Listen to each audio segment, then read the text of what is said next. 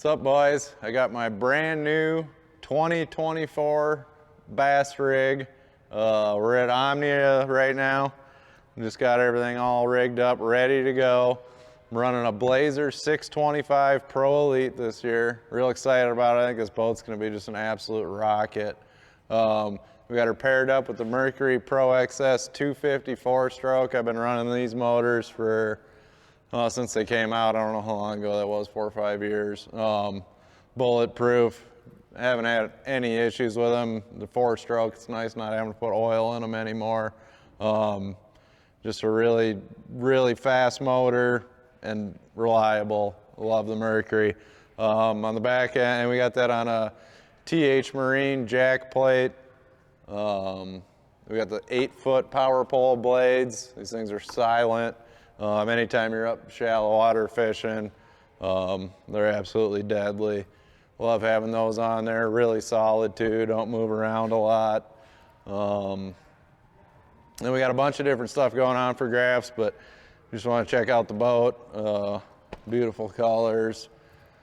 We got the power pole move trolling motor on it. I got to run that last year. Was super impressed with it. It's super light, quiet, goes through grass like nothing I've ever seen. Spot lock on it's insane. It doesn't do all that herky-jerky stuff. Just real smooth, super quiet. And like I said, it goes through grass like Snoop Dogg. I mean, it just burns it down. Never stops on anything. And then the graphs is a lot different than normally. I was always a Humminbird guy. I ran nothing but Humminbirds. We got a little bit of everything on the boat this year. Starting out with obviously the NBT giant 22-inch screen. We'll go into this more later. And then I got a 10-inch Helix up here exclusively for just waypoints and mapping. That Bassmaster mapping's hard to beat, so I'm still running the Humminbirds for mapping, but I got 2 LS34 scopes on here. I'll run one in perspective, one in live scope mode. That'll all be going through the NBT, which is hooked to a Garmin on the console. And then on the console, I'm running a Helix 12, basically just for Bassmaster. I do have an in-hull 2D deucer hooked to it, so I can maintain bottom while I'm running if anything comes up shallow or deep or whatever it may be. And then here I got the 8612 Garmin. That's hooked to the NBT up front. I'm going to be running my side scan, down scan off of this, and then mostly it's here to power the NBT for my scopes and stuff like that. And then we'll hop in the boat and I'll show you around the inside. All right, now we're in the bilge compartment, and power's a big thing. This is where all my batteries are. I'm running 2 36-volt, 60-amp-hour impulse lithiums for the trolling motor, and then I got a pair of 12-volt, 120-amp-hour in parallel for my graphs, and then all the stuff on the boat, the pumps, the lights, and whatnot. But plenty of power, similar setup to what I ran last year. Absolutely loved it. Had tons of power for the graphs and tons of power for the trolling motor. Pretty easy to get to access area and get to my pumps. Anything I need to replace, if a pump goes out or live wells or anything like that, I can get to it really easy, pretty clean, open back area, plenty of room back here to work on stuff, so that's pretty nice. Sometimes a lot of the back ends of boats get really tight and makes working on stuff harder, but got everything rigged up back here, plenty of room, easy in and out with the batteries. A lot of the other boats, the batteries are tucked way behind stuff and they're hard to get in and out. Really easy. If we have any sort of issue, I can get in here and get fixed quick and get back on there. And then we got the power pole charge, which is a big deal with these lithium batteries. It's a kind of a smart charge. If my troller's low or if my cranker's low, it'll take power from one to the other.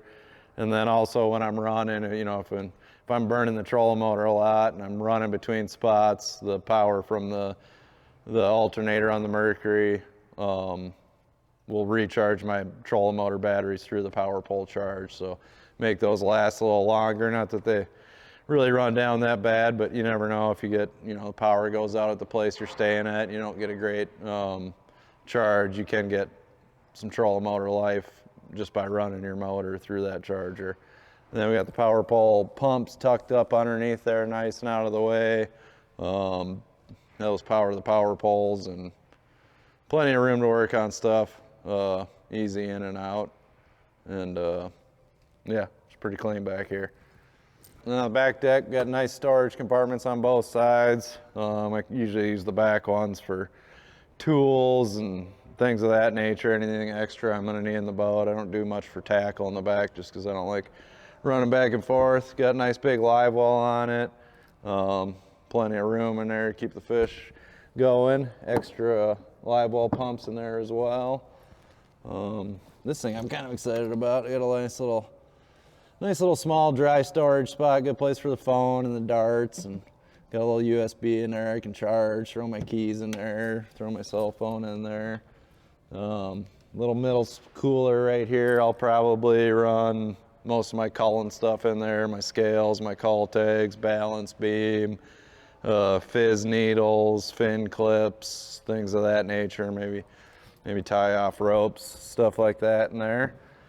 Or maybe ice and drinks. Get into that as well. Got another cooler up front, right here. I'm probably going to use this for tackle storage as well. I like carrying a ton of tackle, so the only time I really ever carry ice in my boats for smallmouth tournaments. That is another cooler, but I'm probably going to turn it into a tackle storage. We got a big tackle storage compartment up front, all finished, real nice. Should be a real dry compartment. And then a smaller one back here. Not sure exactly, I haven't got all my stuff in here. I'm not sure exactly how I'm gonna lay everything out, but probably do a lot of plastics in here, and then most of my hard baits and stuff up there, jigs, spinner baits, whatnot, chatter baits. I do like this little day box they got here.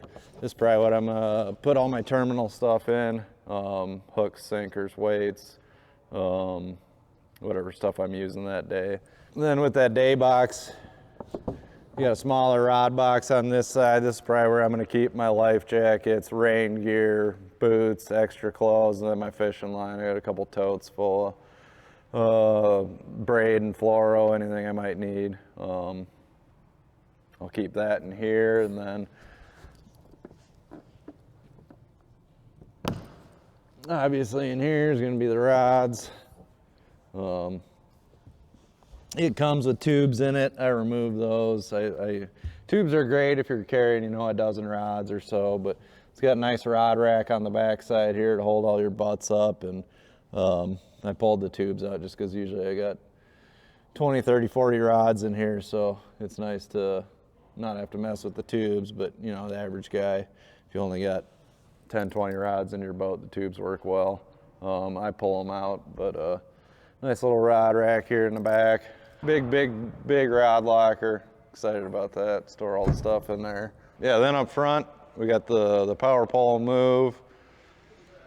2 Garmin scopes on the trolling motor. I got a 10-inch helix up here for Lake Master and a 22-inch NBT, which I'm gonna run double scopes on.